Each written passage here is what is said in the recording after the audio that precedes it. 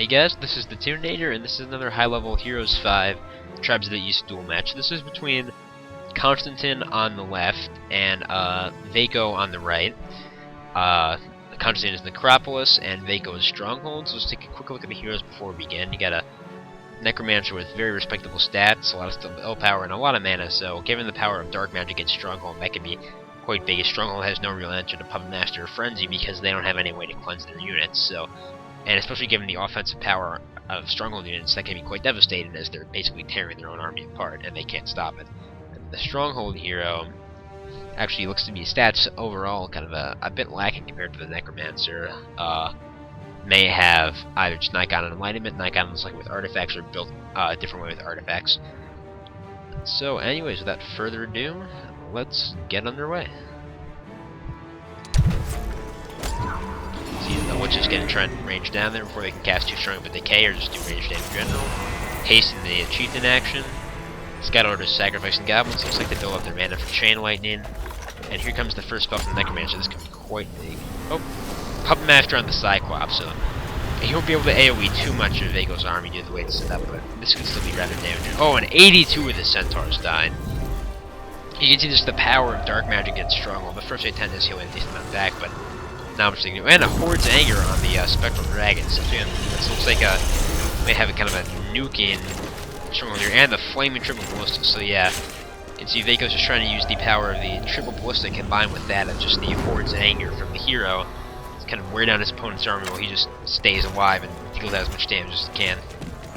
And that Flaming Ballista is very powerful, so see how much damage they kill like half of the skeletons in one volley.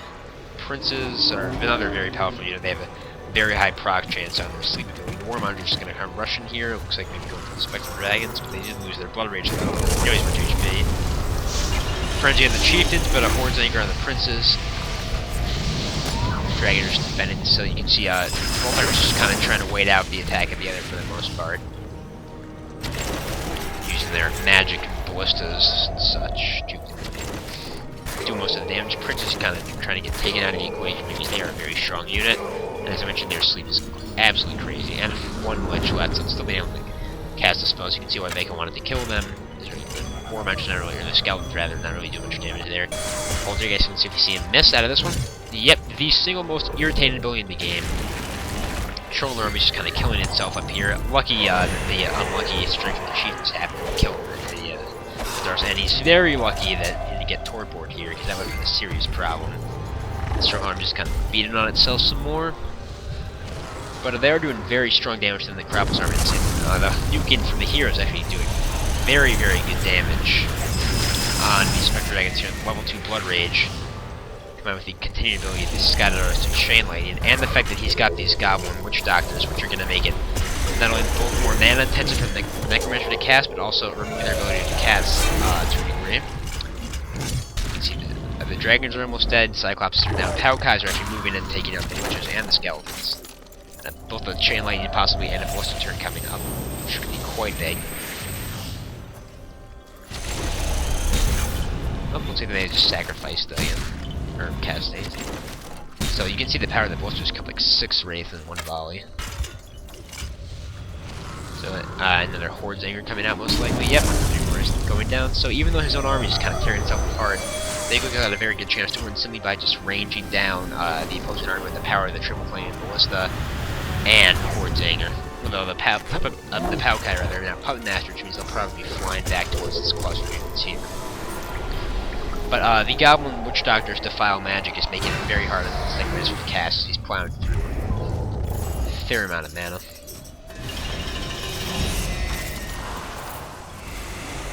SwampLord is sacrificing again, so they'll be able to Chain Lightning out next turn. Another Horde's Anger, probably going to finish off the race through the Dragons. Oh, on the Zombies this time. Trying to bring in the Palkai moving in. It's doing some AoE damage. Again, the Stronghold Army is kind of tearing itself apart. You can have another game. Another Ballista turn coming up for Veco, which should be quite big, ripping apart those Skeleton Archers. It's basically going to come down to whether the Ballista and Horde's Anger can kill the Necropolis Army faster than the Stronghold Army can kill itself. The Necropolis doesn't really have any great damage shielding units left, so they're kind of going to have to use the Stronghold units, but the Witch Doctors are just continually making the Necromancers have to pay much more to cast their spells. Another Horde's Anger out, not missing, thankfully, for Veco. Zombies just defending, they want to go in across to engage with this point, because they're just taking quite a lot of range damage going down. You see the spell failed actually this time. So that's huge. The Goblin Witch Doctors can just stop the Necromancer like we puppet into a frenzy in one of Veco's units along the ballista to keep firing while Veco doesn't lose any more units in the turn. This is a very, very interesting match.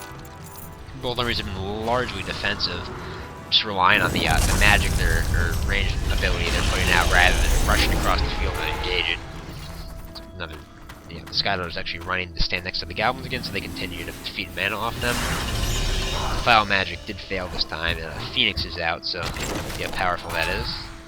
Fairly strong, so that may actually be able to kind of rush across the battlefield and hasten the demise of Veco's army, as the Pow-Kairos aren't going to do good enough damage at this point to kill these units faster than the ballista is going to kill. Oh, and a double miss. Again, Incorporeal so irritating. It's the completely random mischance is one of the most infuriating things in the entire game, in my opinion.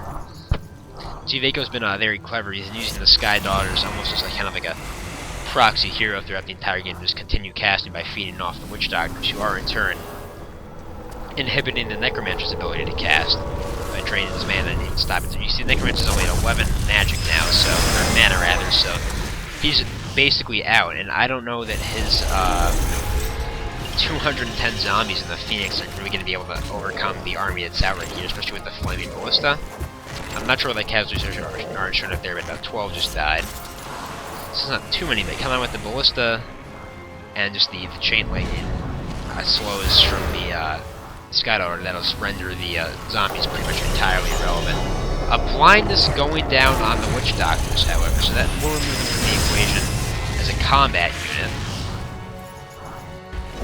I believe they'll still be able to interfere that with the Necromancer's spells, but the damage has been largely done at this point. It's level 2 rage on the Sky Daughters. Is it level 3 rage? So they're gonna have massive spell power with chain lightning that they still choose to use. Oh, that could backfire somewhat spectacularly.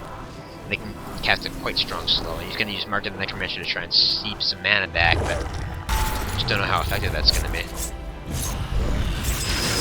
The Pow-Kairos finally finished off, but the Phoenix goes down as well. And I think Veco may take this with his triple ballista kind of nuking the Stronghold, simply because those zombies are just not going to be able to finish off and start before the ballista kills them, I don't think. And keep in mind, these Witch Doctors may still be blinded. Oh no, they have the Mark of the Necromancer on them now, though, actually. Sacrifice may actually have unblinded them, which is quite interesting.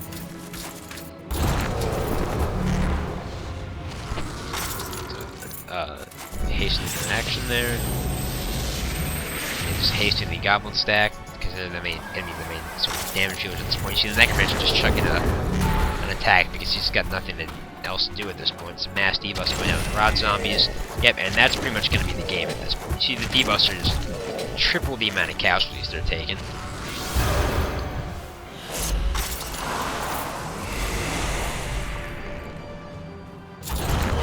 That's going to be it to some very, very interesting play from Veco here, really showing how Stronghold can kind of adapt and overcome even against the dark magic, which typically something that Stronghold has no counter for. So even though Veco's army is tearing itself apart, he still managed to basically return the favor in kind to the Necropolis army with the very interesting Flaming Ballista and nuking hero strategy. Just kind of outlasted the Necromancer with his own troops. And you see the Witch Doctor is also a key component in that, and doubling the cost for the Necromancer spells off and even blocking some of the magic outright. So yeah, as always, a very interesting game from these great players. Look forward to more in the near future. Hope you enjoyed. This is the Tourney, and I'll see you all later.